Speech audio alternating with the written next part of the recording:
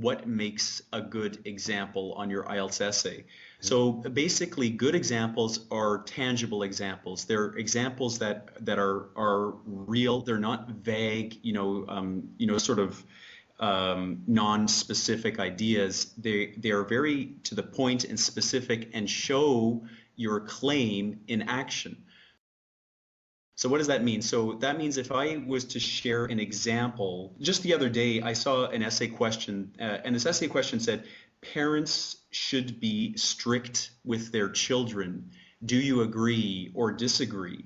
So that was the essay question, and then a student responded to this question, and they shared an example that was like this. They wrote, for example, children with strict parents tend to do better at school. That was the example. Of course, they were in support of stricter parenting styles. They were trying to prove that stricter parenting styles are better than lenient parenting styles. Now, the problem with that example is that that example is not very specific. That's sort of like saying all parents in the world who are strict with their children will have children that do better at school. That's not a very it's very easy to debunk this point because that example is not very specific. Yeah. So a better example would have been to share either maybe a personal experience this student had that proves that point is true, or to share maybe something like a general truth that is true for a country that they're from, or from a maybe a school that they know of. So let me give you a concrete example. So if the student was to write something like, for example, in China, parents are well known for pushing their children to excel at school. Yes. Okay, that's a much more specific example, and then they could go on and say, as Shanghai high school students ranked #1 in the world. Ben, you might have heard of that this just happened last year. As Shanghai students ranked #1 in the world for their their high school marks, the link between stricter parenting styles and academic results can be seen.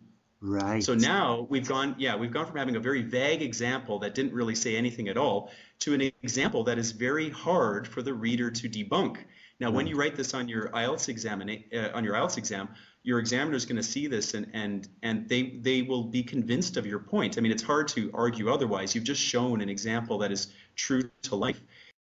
So, anyways, to go back to answer your question, I'd say that being specific is a very important thing in writing a proper example on your IELTS essay.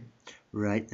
Sometimes students, they ask, I mean, well, how, they see me write an example on my blog, something about China or something. They say, well, I don't know about China. I don't know about Canada. I don't know about Dubai, all these different places. But what I want to point out is that, you create examples that are relevant to you. And the only reason I share the example of China is that this is a fact that I know. This is something that I have experienced in my life. Yes. So, I mean, if you are a student in a little town in Russia, share an example from your little town in Russia, but be specific. Yes. I mean, share share the name of a school, share the name of a place, maybe a celebrity of some kind.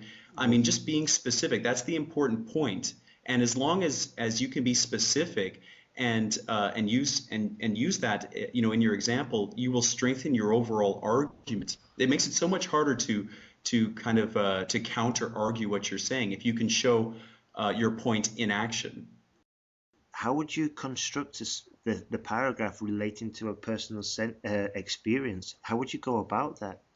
Okay, so well, then that's another thing, is that often I encourage students to kind of write with a bit of a passive voice, because this will help them sound a bit more academic in their writing. Mm-hmm. And so to do that, often we want to avoid words like I and me, my, these sorts of words. If I wrote something like I think that, or exactly. I see, these sorts of words, they're kind of, it makes your essay sound like it was written by a middle school student. It doesn't sound like it was written by a university level student. So as much as you can, you want to avoid this language. Right. So, but the problem comes up is that, when you have to share a personal example, well, how can I share a personal example without, using I or using my or we?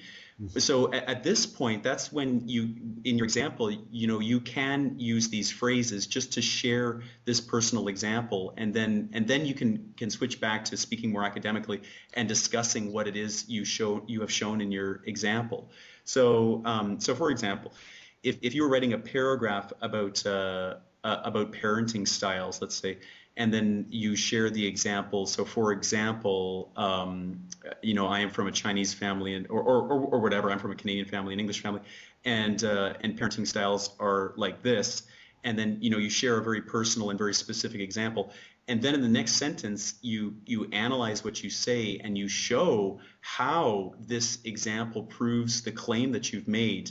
That's how you go about sharing those kinds of examples.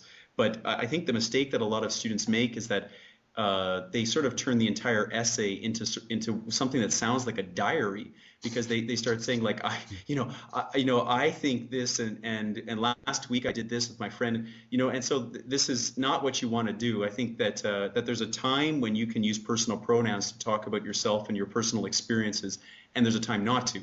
And the time not to is at those sentences that are outside of the example and perhaps the discussion section of your supporting paragraphs. Right then, so it's keeping it to a limit, isn't it? It's keeping it to only when it's absolutely necessary. Otherwise, right, yeah. Stick to the passive voice and keep it more academic. Right. Thanks for listening to IELTSPodcast.com. And remember to leave your email for updates and early access to new podcasts.